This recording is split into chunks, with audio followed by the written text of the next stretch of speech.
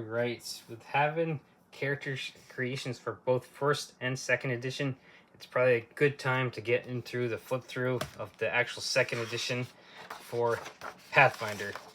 So as you can see, you see a bunch of the iconic characters that are in that with the artwork. As you can see with the table of contents, what we're actually going to be getting into. So like always with every book, it has like the introduction.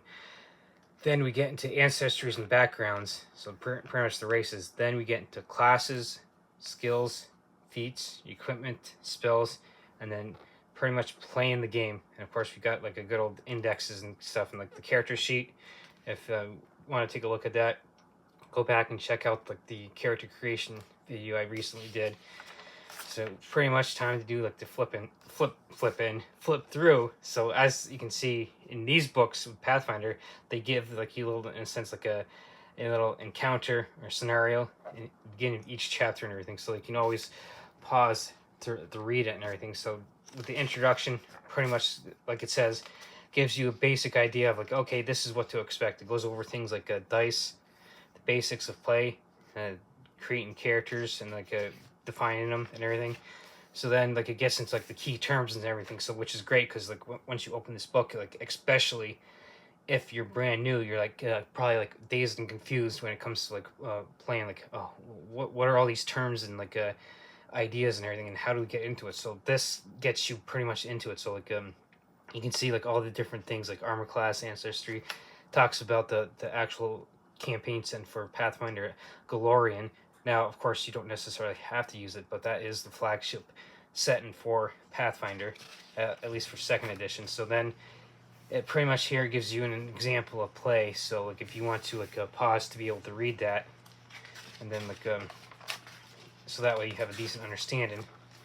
Then it gets into like actual how to use this book, and gets into like the different concepts of like stuff that you can actually do, like single action, 2-action activity, 3-action activity. So like maybe attacking, moving and attacking, move, attack, move, or move, attack, move, different types of ideas like that.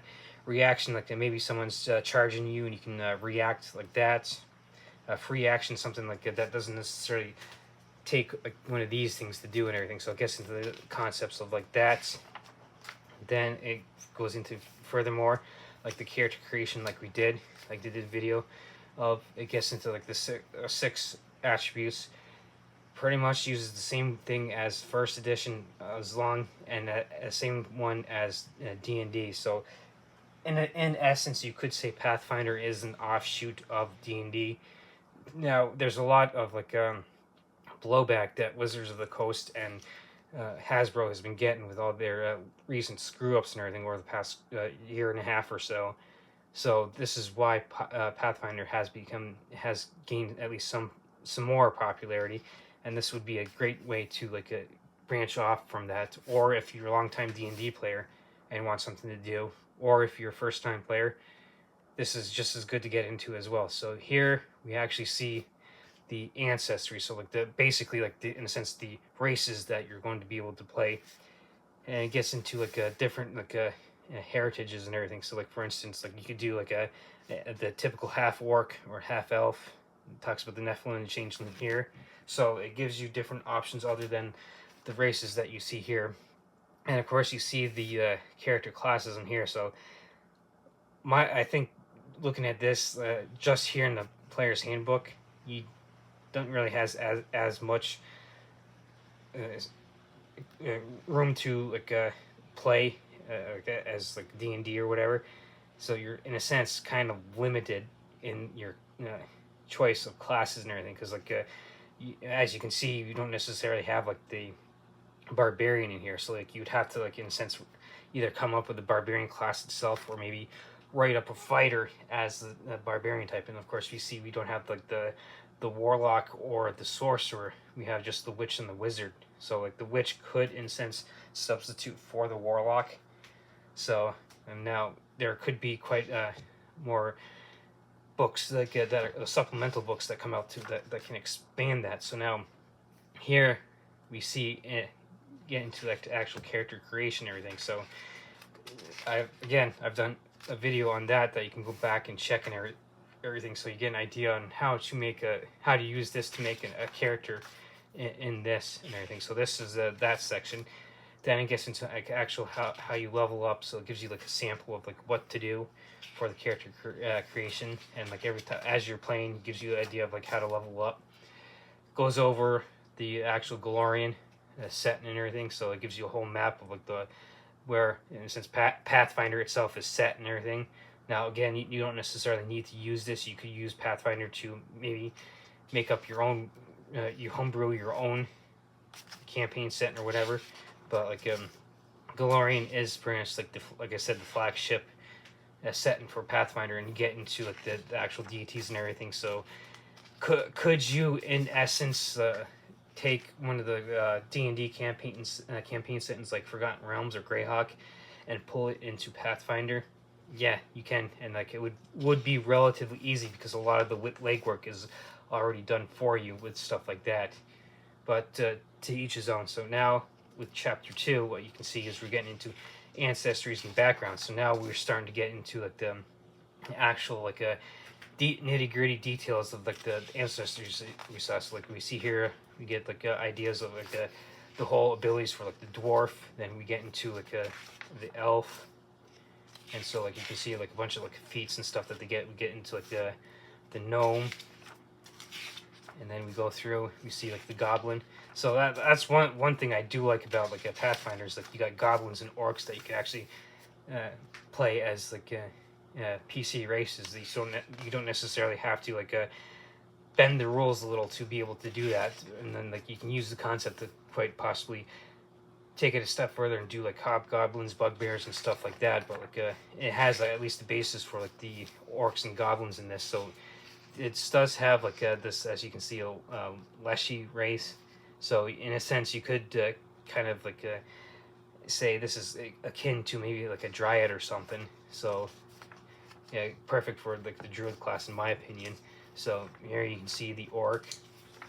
So then we get the, like I mentioned, like the versatile heritages. So like it talks about like the changeling here, as you can see, and it gives like just like the other classes. Then it talks about the Nephilim. So like if you don't know what the Nephilim are, you could always get into like the actual historical book of Enoch and kind of like read that and everything to get an idea. But in here, in like a fantasy concept, it's probably quite different than like books like that and everything. So then, as you can see, we get into like a mixed ancestry. So like I mentioned like half elf, half orc, and everything. So those are just two of like the best examples in previous iterations of other games like D&D, like especially like third edition. The half orc became kind of popular. So then going into chapter 3, as you can see, we're getting into actual classes and everything. So like the classes that you saw like in chapter 1. So yeah, I'm still kind of like more on the negative side, and that like I feel like there isn't as much choice here with the classes and everything. Now again, there could be like a supplement book that comes out that expands it and everything. So, but you still do have like a lot of versatility. So like for instance, like with the fighter, while I mentioned that there's no barbarian, you could finagle it and use the fighter to kind of create that barbarian type of player. So, and of course, like without like the sorcerer or the warlock yet, like you see in 5th edition D&D, what you could use is like the witch to kind of use as a template to kind of create like a character along the lines of those and everything. So you even though you might be relatively limited in classes, at least to begin with in the core rulebook here, you do have the versatility to kind of branch out and be like, okay, well, based on this and everything, I'm going to build this type of character and everything. So in here, we actually get into the actual details of the different classes. Like you can see like the spell progression for like the bard. It does have that for for spellcasters. It has all the like and the feats and like traits and like abilities that you're going to be getting as you level up for the class and everything. So as you can see, like it goes in depth on like what you get for each level for each class. So this chapter, as you can see, it goes in depth in the character classes. So like I'm going to kind of flip through this relatively quickly. So I mean, if you want, like people can probably pause real quick and kind of get like at least an idea of like what is symbolic, kind of like get a decent overview of the what's in these classes for abilities and stuff. So yeah, now we move into like the druid and everything. So haven't recently played a cleric myself. Would like to play a druid to kind of get like that compare and contrast, see like which one would actually be better as a healer and which one would be kind of more versatile as like maybe like a healer slash fighter type of, yeah, in essence. So but like that's kind of like here nor there. So this is just kind of like a showcasing the different classes that as portrayed here in the core rulebook. Now, eventually, I'll be going over like the GM core rulebook as well. So that, of course, that's just for GMs. But like D&D, you probably could get away with just using this book, especially like if you're a GM. Now, legwork is probably going to be like a little more if you don't have the Game Master Guide.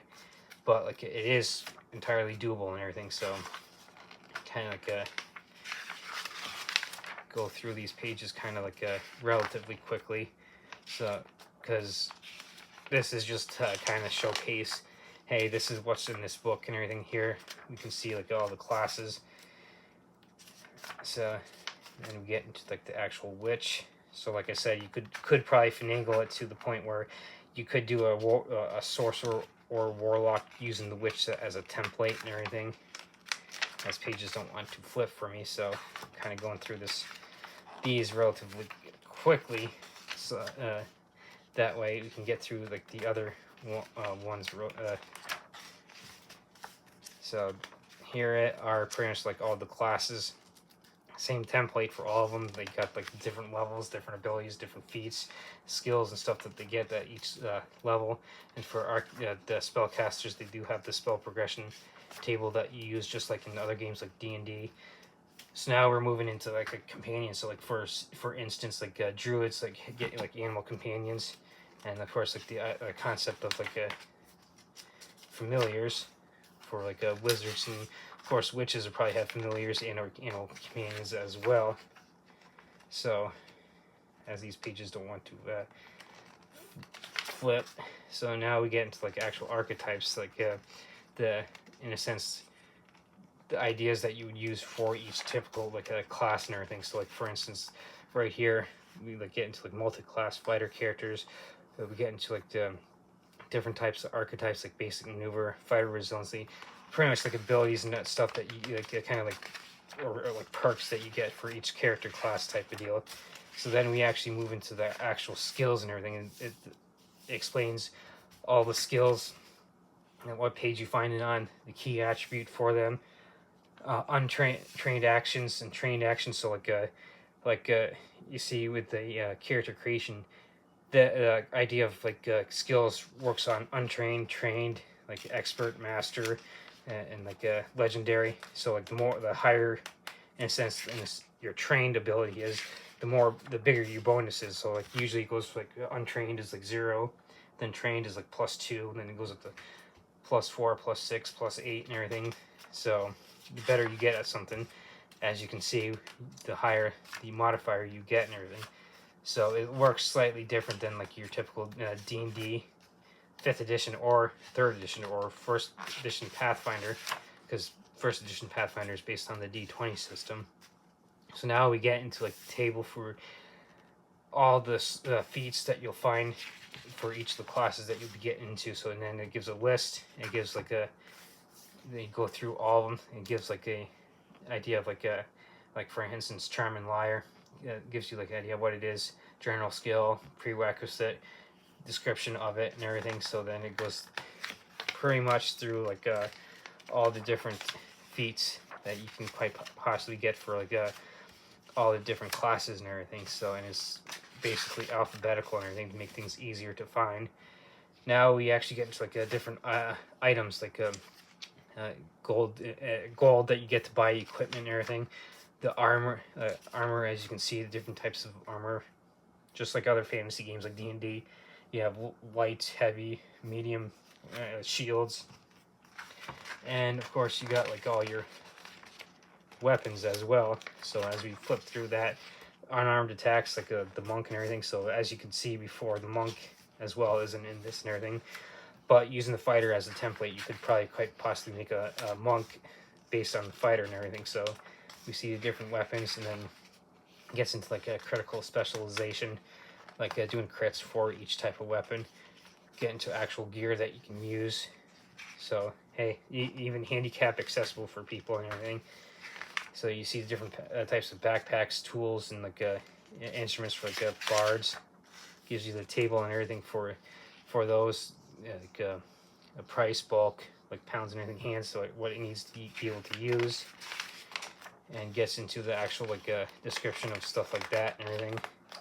And of course, like a big chunk of any like core rulebook for D&D or Pathfinder, you're getting into the actual spells. So like you get into like the different types of spells, like and how to explain them, like the good old table that shows like pretty much explains them, gives like a list like for all the different types of spells and everything. So like I do have some like cards for Pathfinder that I'll probably be going over to kind of expand on the idea of the spells and everything. So occult is pretty much for the witch. Primal, you could say, is for the druid, the different, and then you get into alphabetical order, a description of all the different spells. So I'll kind of flip through this so that way, like, save at least a little bit of time, because the concept of this is kind of like this same kind of concept as like the feats and stuff. It gives like what it is, and like on the type of different stuff that you need and everything, or whatever. Then like basically the basic effects and everything gets in the description and everything. So kind of going through this relatively quickly, because this is a decent portion of it and everything, explaining all the different types. And so now I have done videos, I'm pretty sure I've done videos. I'd have to go back and double check and everything. I have so many videos there now, but like you do have cards that like do explain that are easy to pull out. Like you would have like a card for like Moonbeam here that you'd be able to pull out and make things a lot easier for play and everything. So, and of course we're in focus spells, so like kind of like specialized spells. Now we get into like actual rituals. So like the idea of like a ritual, for instance, like with the cleric in D&D, it takes longer, but you could cast a spell as a ritual. So instead of like instance taking a minute, it would probably take 10 minutes or something. So like a ritual spell would be something you do outside of combat type of deal. So like a great example of that would be like cure wounds or something. So in downtime from combat, ritual spells would probably be great for doing something like that. So now you get into like the concept of playing the game. So it goes over, as you can see, checks, gives you idea for like attack rolls, perception checks, skill checks, and like damage rolls. Basically gets into the concepts of like actually, once you've done like everything of creating a character, getting everything set up and everything, this gets into like all right, now how do we actually get into the nitty-gritty details of actually playing the game, rolling the dice, doing the actions, getting into combat, getting into role-playing, pretty much in a sense the nitty-gritty details of actual play and everything. So that's what this chapter is. Chapter 8 is the whole concept of actually playing the games. And just like on other games, you have a bunch of different conditions that can affect you and everything. So as you can see here, you got a quick table that that's like a quick explanation of that, and like you can see where like gets into also the concept of like area. So this is pretty much good for like spell castings. Like you can see how like spells would be cast in a line, in a cone, emanation, burst, and stuff like that. So this chapter definitely goes into depth on how to actually really run the game. So that like I said, you don't necessarily need the Game Master Guide. You could get away with just this and everything. So, but it would be a good idea as like a Game Master to be able to get that, to be able to expand on it. So, and that way, you can, as a GM, do make your job a whole lot easier. So now, as you can see in the back, the character sheet. So it's actually like 4 pages long, and because like the extra 2 pages are pretty much for spellcasters. Now we do have a glossary and index of all the different types of like concepts and ideas and stuff that you see in this book, and it gives you like an idea of like what it is, where, and like the reference points and what pages it is, so that way you have like for instance, like here hit points, how you can see like the different pages when like ancestry hit points, class hit points, item hit points, temporary hit points. So you turn to those pages and kind of like you get a concept of like those ideas and everything. So this is what this glossary and index in the back is for. So as you can see here, you know, the kind of like a advertisement for the GM core that I mentioned that I'll be going over. So this is kind of like a relatively quick flip through of the player handbook, or the core, as you can see, the player core book for Pathfinder 2nd edition.